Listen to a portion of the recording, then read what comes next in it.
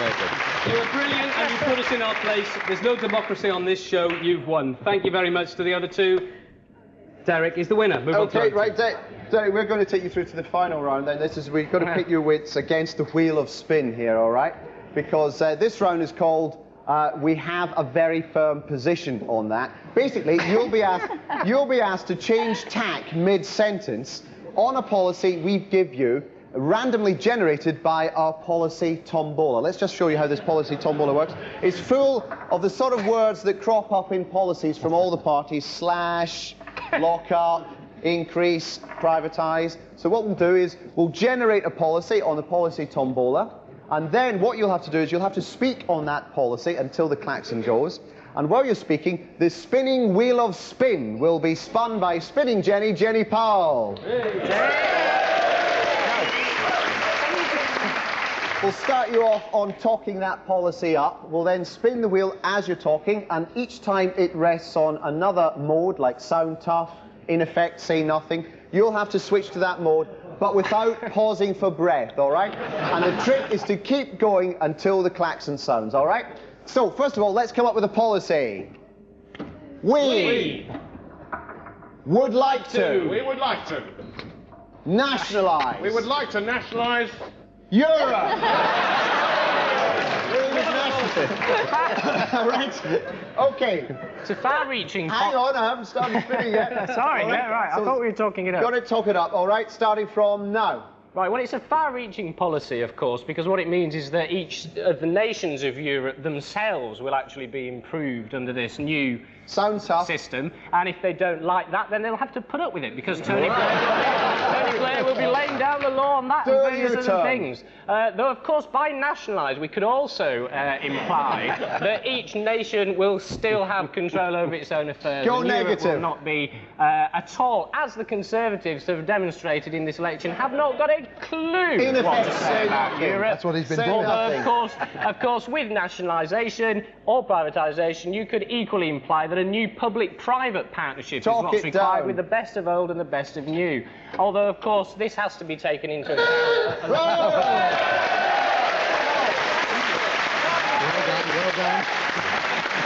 Very well done. Thank you very much. That is all three of you are masters of spin, and it really frightens me that we've had to listen to you for 6 weeks. But congratulations, you have won our star prize, which is this beautiful set of natural law yogic flyers. You can put it over your mantelpiece. Thank you very much. Over your fireplace. Congratulations. Very good, very good. You don't have to make a speech. Sit down again. And you also get, as a special treat, you can choose your own favourite news theme for the choir to sing. What would you like? Labour landslide. Right, panorama it is then.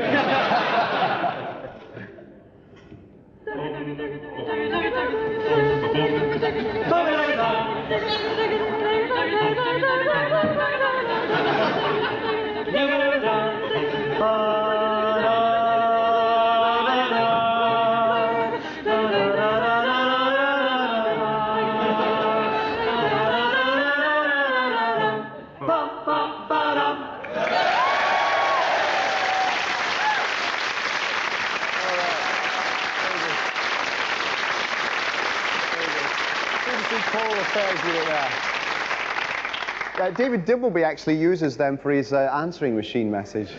Wonderful. OK, we've just heard of the first Tory loss to Labour. That's Birmingham Edgbaston. We'll look at that result in more detail later. But let's just stay in the back room now and look at some of the shady people who control the political use of the media. They pour months of effort into training a politician so that on screen he can come over as naturally tedious. So let's meet the people who put spontaneous words into the candidate's pager. Starved of expression. This election has been about style and presentation, about getting it right for the cameras and not talking arse through your teeth. That's why the party leaders spent hours rehearsing their sound bites, like this man, Tony Blair here, who took a lot of trouble sound-checking his sound bites the day before. What we share. 1, 2, 1, 2. National purpose. Other politicians come to the studio with an entourage of personal image advisors to help them on the all-important 6 o'clock news.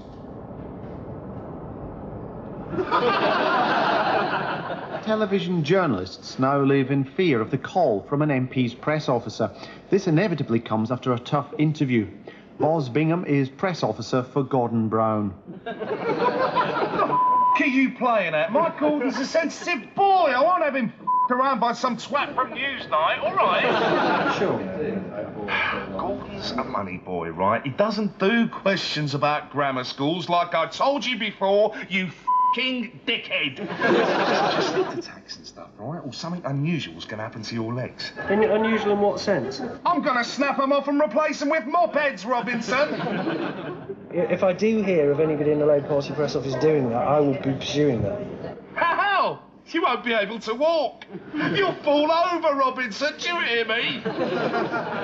Labour's new breed of press officer imposes all sorts of demands on the BBC for excessive client hospitality, as this smuggled footage of Jack Cunningham's Newsnight dressing room shows, filmed by one of his roadies. Those stories spell Jack. Lately, there's been political pressure to dictate the terms of any televised discussion. In this debate, Tory chairman Brian Mahwini's press secretary rang 10 minutes beforehand to threaten to pull Mahwini out unless he was introduced with a big enough caption. To John Prescott. The Labour Party are just as dirty nasty.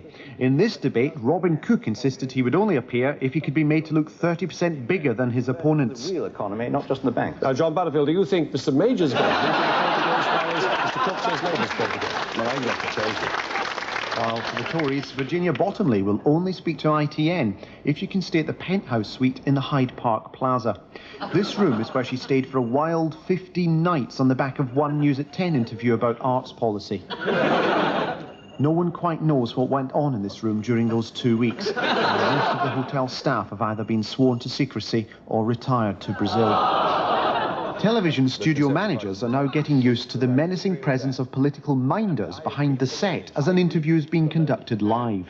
Scare him. Which is why interviewers are fighting back with their own minders. Get him going, get him moving into a corner. To have been a supporter of Mrs Thatcher's government as she then was. Josh Gibbons looks after Jeremy Paxman. Right, Jeremy, check it. But I think the bastard's wandering from the script. If he does it again, talk about his wig. You see it? Mention the wig. Now look, Durrell. Jeremy's got you by the strotters. Now, he's going to make you sing like a lady. Do you understand? That's it. Answer the question and we can all have some supper. All right? The middle class felt let down. They could have expected better from a Conservative You've just government. put the same thing I... Oh, you're doing creamy microphone. You've got him dribbling into his tie. I just said. Well, thanks very much. Stay with us because we've got to talk about hospital beds in a moment or two. But, it's all right, Jeremy, it's all right. I pissed into his glass before it came on.